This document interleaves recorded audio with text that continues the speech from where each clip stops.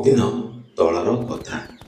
ଅଗନାଗନୀ ବନସ୍ତରେ ସବୁ ପଶୁପକ୍ଷୀମାନେ ମିଳିମିଶି ରହୁଥିଲେ। ତା ମଧ୍ୟରୁ ରହୁଥିଲା ହରିଣ ଚିକୁ। ସୁନ୍ଦର ଶରୀର, ଡଉଲ ଡାଉଲ ଚେହେରା। ଚିକୁ ହରିଣଟି ବହୁତ ଶାନ୍ତ ଓ ବହୁତ ବୁଦ୍ଧିମତୀ ଥିଲା। ପ୍ରତ୍ୟେକ ଦିନ ସକାଳୁ ଜଙ୍ଗଲକୁ ଆସି ଘାସପତ୍ର ଖାଏ। ସେହି ଜଙ୍ଗଲରେ ଏକ ବିଶାଳ ଏବଂ ଭୟଙ୍କର ବାଘଟିଏ ରହୁଥିଲା। ସେ ପ୍ରତିଦିନ ଚିକୁକୁ ଜଙ୍ଗଲରୁ ଛକି ଛକି ଦେଖୁଥିଲା। ଦିନେ ବାଘଟି ହରିଣର ପିଛା କରି କରି ମନେ ମନେ ଭାବିଲା, ବହୁତ ସୁନ୍ଦର ଡଉଲ ଡାଉଲ ହରିଣ ଛୁଆଟି, ମୁଁ ଯଦି ୟାକୁ ଖାଇବି ବହୁତ ସୁଆଦ ଲାଗିବ।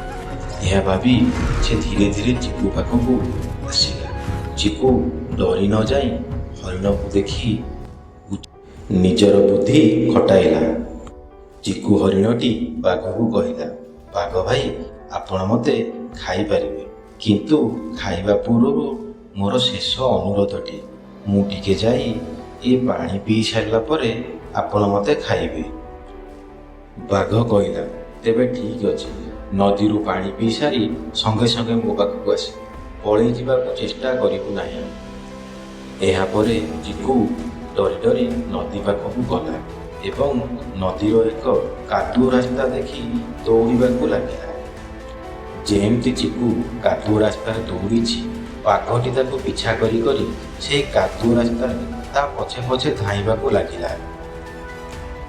ଏମିତି ବାଘଟି ଚିକୁ ପଛରେ ବହୁତ ବାଟ ଦୌଡ଼ିଲା ପରେ ଥକିଗଲା ଏବଂ ଶେଷରେ ବାଘ ପାଦଟି କାଦୁଅରେ ଭିତରକୁ ଫସିଗଲା।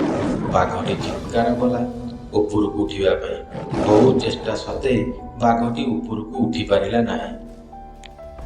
ବାଘଟି କାଦୁଅରେ ଫସିଯାଇ ଚିତ୍କାର କରିବାକୁ ଲାଗିଲା, ଗର୍ଜନ କରିବାକୁ ଲାଗିଲା। ଜଙ୍ଗଲର ସବୁ ପ୍ରାଣୀମାନେ ଏହା ସବୁ ଦେଖୁଥାନ୍ତି, ହେଲେ ବି କେହି ବାଘ ପାଖକୁ ଆସି ତାକୁ ବଚାଇଲେ ନାହିଁ। ଏପଟେ ହରିଣଟି ଏହି ସୁଯୋଗ ନେଇ ଜଙ୍ଗଲ ମଧ୍ୟକୁ ଜୋରରେ ଦୌଡ଼ିବାକୁ ଲାଗିଲା। ଚିକୁ ହରିଣଟି ଜଙ୍ଗଲ ଭିତରକୁ ପଳାଇ ଯାଇ ନିଜ ଜୀବନକୁ ରକ୍ଷା କରିପାରିଲା। ସେହି ଦିନଠାରୁ ବାଘ ବୁଝିଲା ଯେ କେବଳ ଶକ୍ତି ଦ୍ୱାରା ଶିକାର କରିହୁଏ ନାହିଁ, ଶିକାର କରିବାକୁ ହେଲେ ବୁଦ୍ଧିର ମଧ୍ୟ ବହୁତ ଆବଶ୍ୟକତା ଥାଏ। ଓଡ଼ିଆରେ ନୂଆ ଚ୍ୟାନେଲ ସେୟାର ଓ ସବସ୍କ୍ରାଇବ୍ କରନ୍ତୁ।